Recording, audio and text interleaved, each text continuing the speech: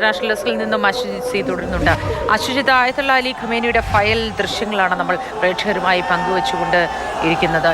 ഈ ആയത്തുള്ള Ali Khamenei പരമോന്നത നേതാവ് ആയി ഇറാൻ എല്ലാമായി മാറിയതിലേക്കുള്ള ആ യാത്ര, അതേക്കുറിച്ച് കൂടി നമുക്ക് പ്രേക്ഷകരോട് പങ്കുവയ്ക്കാം.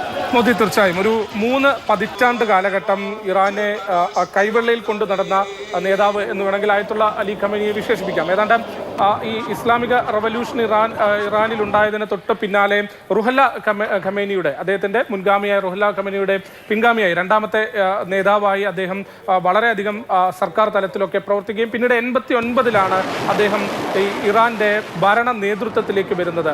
അതിന് പിന്നാലെ ഒരുപക്ഷെ ഇറാൻ എന്ന രാജ്യത്തെ പരിപൂർണമായി അദ്ദേഹം തൻ്റെ ഭരണത്തിന് കീഴിലാക്കി എന്ന് വേണം പറയാൻ. അതായത് സൈന്യവും പോലീസും ഒക്കെ ഉള്ളപ്പോൾ പോലും അദ്ദേഹത്തിന് സ്വന്തമായൊരു റവല്യൂഷണറി ഗാർഡ് സംവിധാനമൊക്കെ ഒരുക്കുകയും ഒപ്പം ഈ പരിപൂർണമായൊരു ഇസ്ലാമിക പണ്ഡിതൻ്റെതായ ഒരു ചട്ടക്കൂടുകളിൽ നിന്നുകൊണ്ട് തന്നെ ഇറാന്റെ ഭരണമൊക്കെ മുന്നോട്ട് കൊണ്ടുപോവുകയാണ് ഉണ്ടായത്.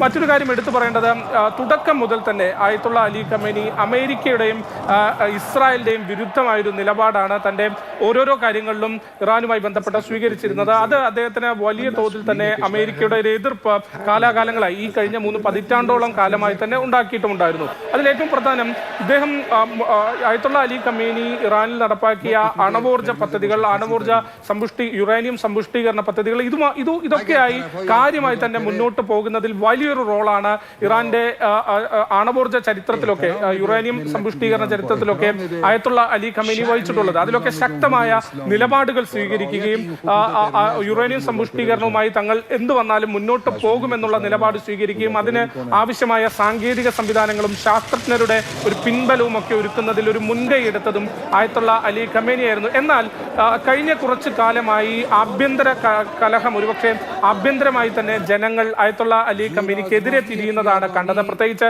കഴിഞ്ഞ ഡിസംബറിൽ, ഈ കഴിഞ്ഞ 2 മാസം മുമ്പുള്ള ഡിസംബറിൽ വലിയ തോതിലുള്ള പ്രക്ഷോഭം ആ രാജ്യത്ത് നടന്നു. അതിന് ഏറ്റവും കാരണമായി വന്നത് വിലക്കയറ്റവും തൊഴിലില്ലായ്മയും അത്തരത്തിൽ ആഭ്യന്തരമായി സാമ്പത്തികമായി വന്ന തകർച്ചയും ഒക്കെയാണ്. പാശ്ചാത്യ വിരുദ്ധനായിരുന്നല്ലോ ആയത്തുള്ള അലി ഖമേനി.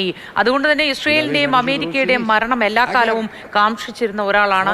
ആ തരത്തിൽ ഒരു ഇസ്ലാമിക വിപ്ലവത്തിന്റെ നേതാവായി സ്വയം ഒരു കോടതിയായും ഭരണാധികാരിയായും പരമോന്നത നേതാവായും ഒക്കെ സ്വയം അവതരിച്ച വിപ്ലവകാരിയായി ഇസ്ലാമിക് റിപ്പബ്ലിക്കിന് വേണ്ടി മാറിയ ഒരു നേതാവ് കൂടിയാണല്ലോ ആയത്തുള്ള അലി ഖമേനി.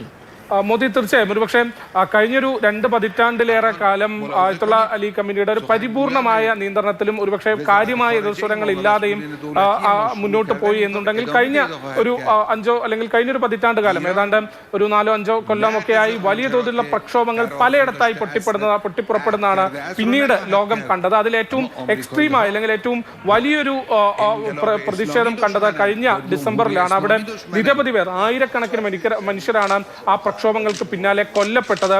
നിരവധി പേർ ജയിലിലാവുകയും ഒക്കെ ചെയ്തു. ആയത്തുള്ള അലി ഖമേനിയുടെ ഒരു ഗ്രാഫ് കഴിഞ്ഞ കുറച്ച് കാലമായി അല്ലെങ്കിൽ കഴിഞ്ഞ കുറച്ചൊരു പതിറ്റാണ്ടായി ആഭ്യന്തരമായി തന്നെ രാജ്യത്തിനകത്ത് തന്നെ വലിയ തോതിൽ ഇടിയുന്നൊരു കാഴ്ചയും കണ്ടു. അത്തരത്തിൽ ഒരുപക്ഷെ രാഷ്ട്രീയമായി ഒരു അനിശ്ചിതത്വവും രാഷ്ട്രീയമായ ഒരു അസ്ഥിരതയും ഒക്കെ രാജ്യത്തിനകത്ത് തന്നെ ആയത്തുള്ള അലി ഖമേനി നേരിട്ടിരുന്നു. അതിനിടയിലാണ് ഇപ്പോൾ, അല്ലെങ്കിൽ ആ പശ്ചാത്തലത്തിൽ കൂടിയാണ് അമേരിക്കയുടെയും ഇസ്രായേലിന്റെയും സംയുക്ത നീക്കത്തിലൂടെ ഇങ്ങനെയൊരു അറ്റാക്ക് ഉണ്ടാവുന്നതും ഖമേനി കൊല്ലപ്പെടുന്നത്.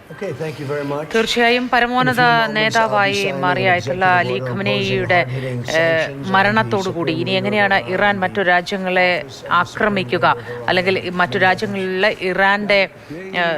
അമേരിക്കയുടെ സൈനിക താവളങ്ങൾ ലക്ഷ്യമിട്ടുള്ള ആക്രമണം മറ്റു രാജ്യങ്ങളെ ഏത് തരത്തിൽ ബാധിക്കുമെന്നത് നമ്മൾ ഉറ്റുനോക്കുകയാണ്. ഫയൽ ദൃശ്യങ്ങളാണ് പ്രേക്ഷകർ കാണുന്നത്.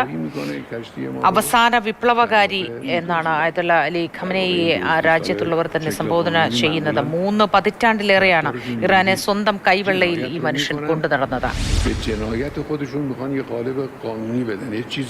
1989 ആയത്തുള്ള അലി ഖമേനി ഈ സ്ഥാനത്തേക്ക് വരുന്നത്, ഇറാന്റെ നേതൃത്വം ഏറ്റെടുക്കുന്നത്. പിന്നീട് അങ്ങോട്ട് ഇറാൻ സർക്കാരും സൈന്യവും കോടതിയും എല്ലാം ആത്മീയ നേതാവായ അലി ഖമേനിയിലേക്ക് ചുരുങ്ങുന്നതായാണ് ലോകം കണ്ടത്.